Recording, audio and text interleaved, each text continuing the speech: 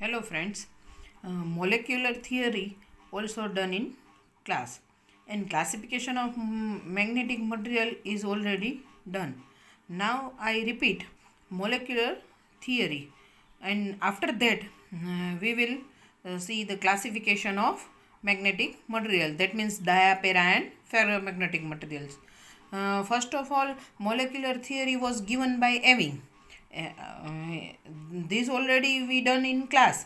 According to this theory, if we break magnetic substance in two equal parts, that means we have a one magnet.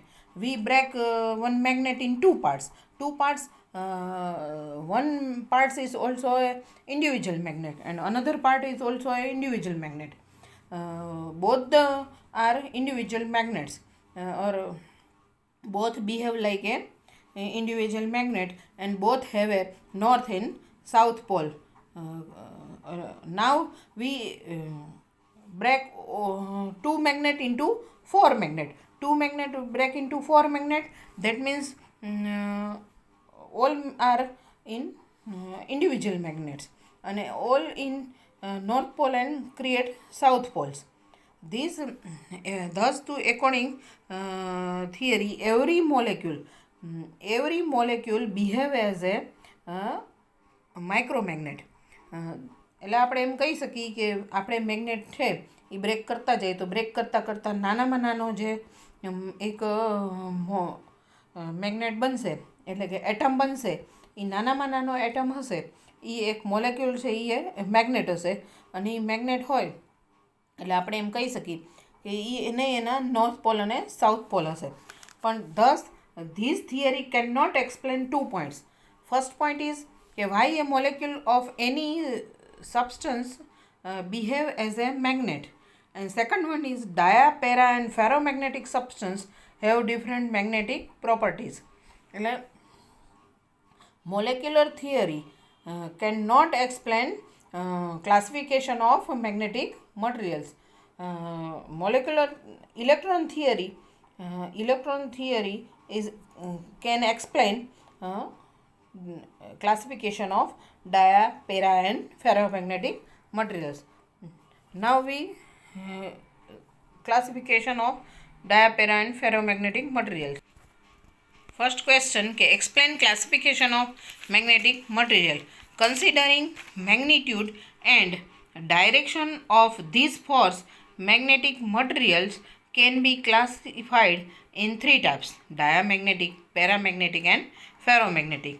This first classification was given in Faraday in 1846.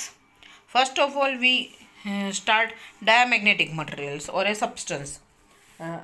આપણે જેમ કહી ગયા કે જ્યારે ડાયામેગ્નેટિક substance હોય એ છે એને કોઈ તમે એક્સટર્નલ ફિલ્ડ એક્સટર્નલ મેગ્નેટિક ફિલ્ડની અંદર રાખશું, તો જ્યારે એક્સટર્નલ મેગ્નેટિક ફિલ્ડમાં રાખશું ત્યારે આ ડાયામેગ્નેટિકની ટેન્ડન્સી કેવી હોય તો કે weaker part of the extended diamagnetic substances are these which have tendency to move from the strong to the weaker part of the extended magnetic field. In other words, unlike the way magnet attract metals like iron, it would repel a diamagnetic substance.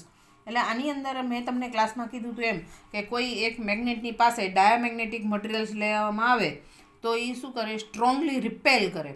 Repel means અપાકર્ષિત કરે છે, એટલે આ material છે એ ડાયામેગ્નેટિક કહેવાય.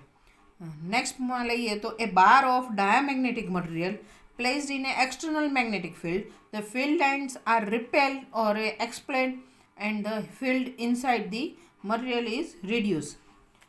Next, when placed in a non-uniform magnetic field, the bar will tendency to move from high to low. હવે સામાન્ય રીતે એવું હોય કે લો ટુ હાઈમાં બધું જતું હોય, તો ડાયામેગ્નેટિકનું એવું છે કે એ હાઈ ટુ લો એટલે એનું બધું ઓપોઝિટમાં જાય છે. હવે એની ઇલેક્ટ્રોનની જે આપણે એમ કહીએ ઓર્બિટલ મૂવમેન્ટ હોય તો એના ઉપરથી કહીએ કે electrons in an atom orbiting around nucleus possess orbital angular momentum. These orbiting electrons are equivalent to current carrying loop and thus possess orbital magnetic moment. And now diamagnetic substance are the one in which resultant magnetic moment is an atom is zero. એટલે વચ્ચે શું હોય, nucleus હોય અને ફરતા શું હોય, electron હોય. તો એની બેયની આપણે એમ કઈ ચુંબકીય ચાક માત્રા, magnetic moment, orbital magnetic moment એટલે કે ચુંબકીય ચાકમાત્રાનો સરવાળો છે એ ઝીરો થાય છે. પરમિએબિલિટી એટલે પારગમ્યતા આ શબ્દ એ સાંભળેલો છે. તો કે permeability of diamagnetism is less than 1. That means mu is less than 1. Now susceptibility of diamagnetism is negative and it's not depends on temperature. અને નેગેટિવ મીન્સ અને એને કાઈથી બતાવી છે, તો કાઈ ઇઝ લેસ દેન 0. હવે આના એક્ઝામ્પલ લઈએ. જો દાદા, તો zinc, Ag means silver, copper, Cu, Au, Pb, water, hydrogen, golden અને બરાબર.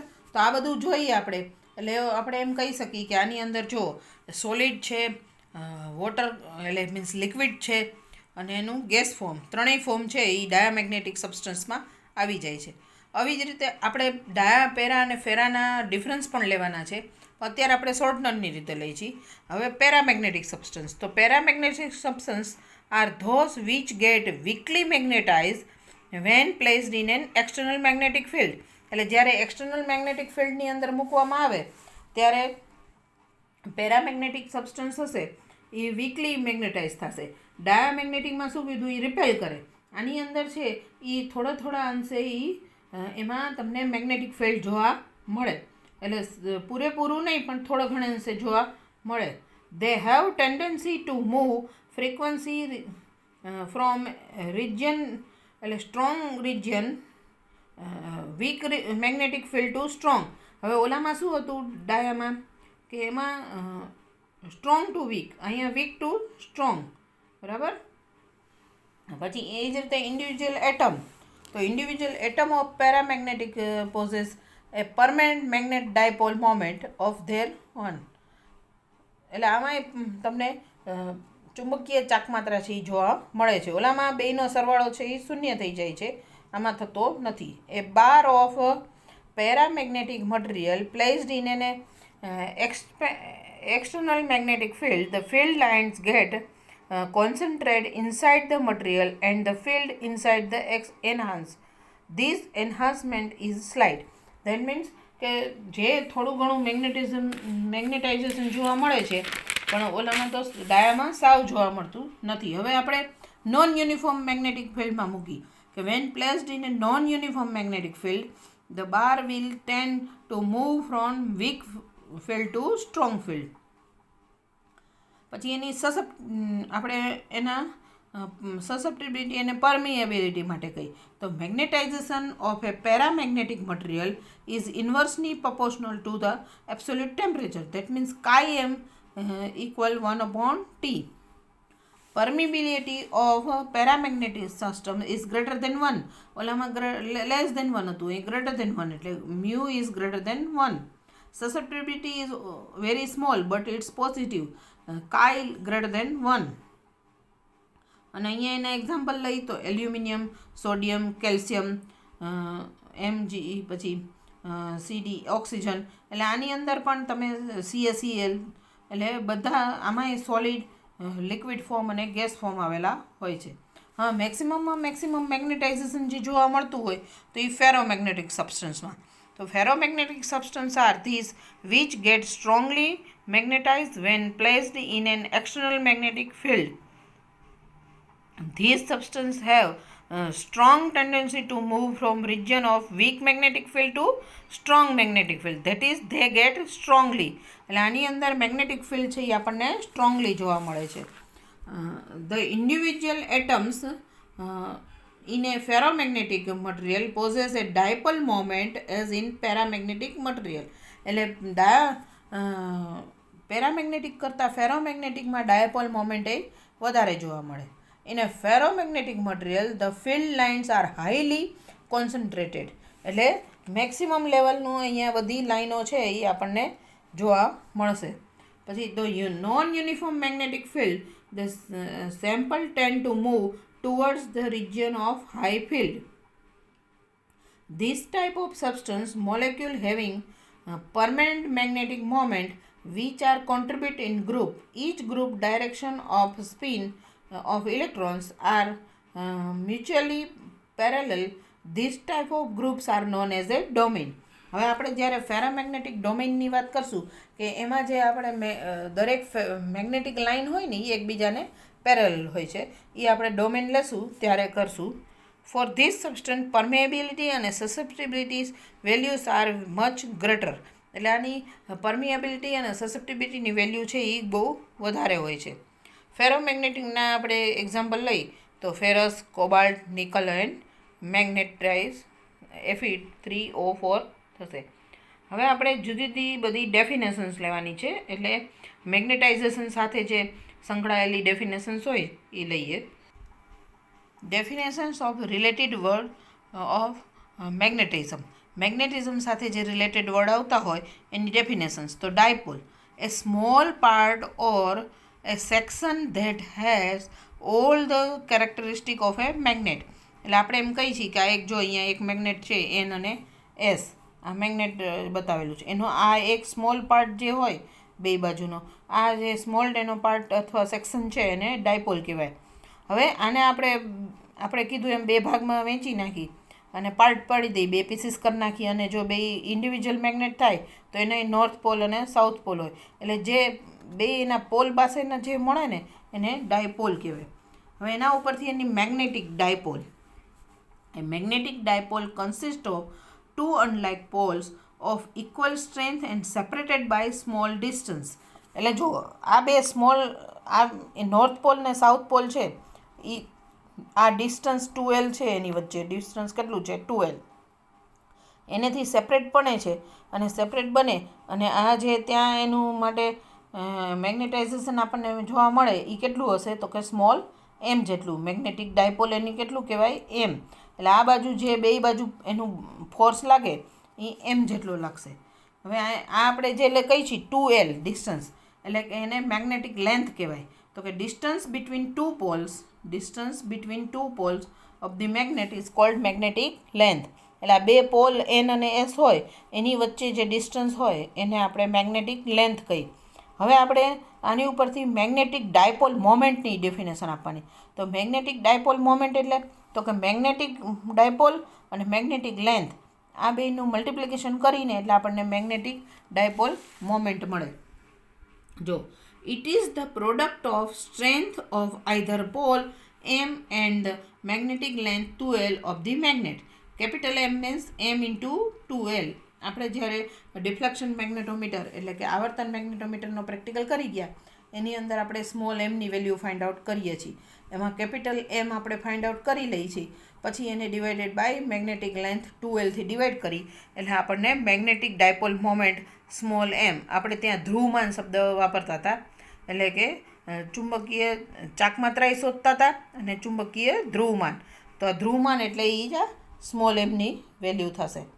હવે એની ઉપરથી આપણે મેગ્નેટિક ફિલ્ડ આપીએ તો space around a magnetic pole or a magnet or current carrying wire within a which its effect can be experience is defined a magnetic field.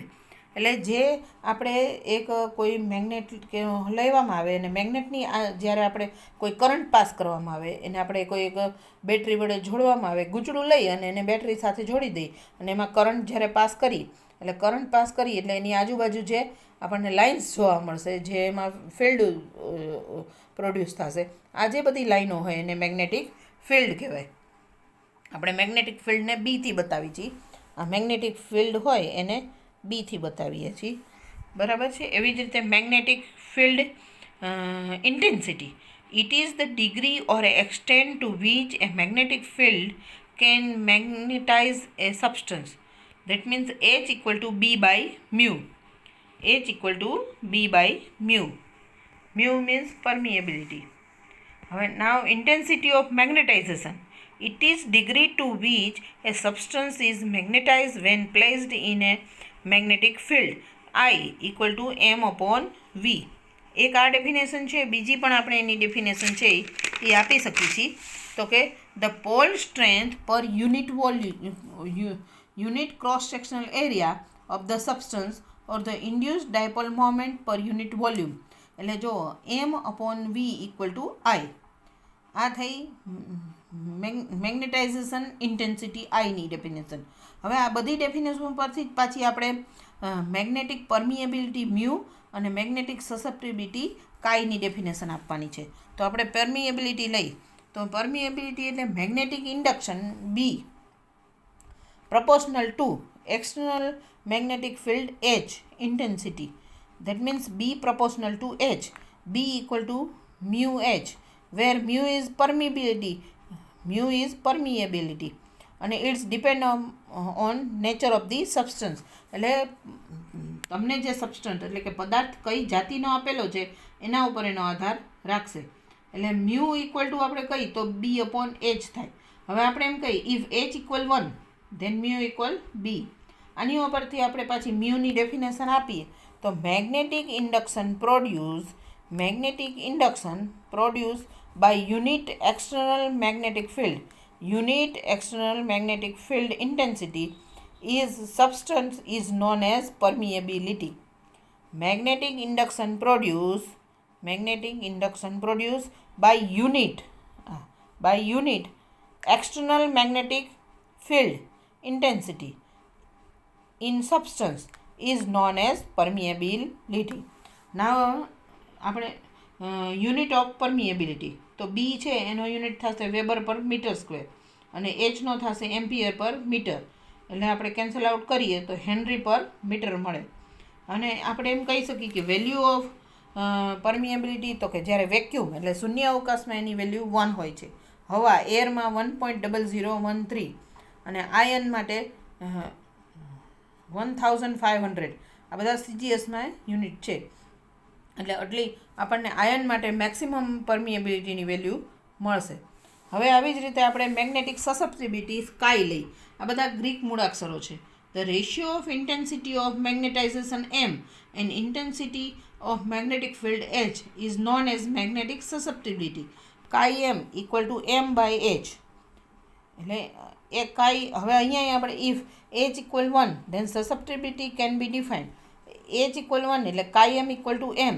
એટલે અહીંયા આપણે એમ કહી શકીએ કે intensity of magnetization produce in substance by unit external magnetic field. જો intensity of magnetization is produce in substance by unit external magnetic field intensity is known as susceptibility.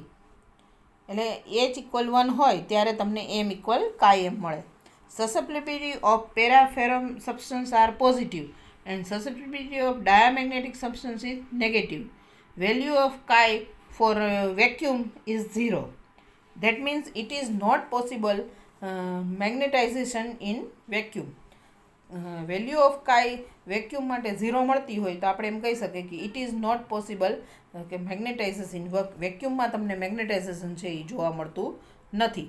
એટલે આ રીતે આપણે પાછી આગળના બીજી થિયરી લેતા જઈશું.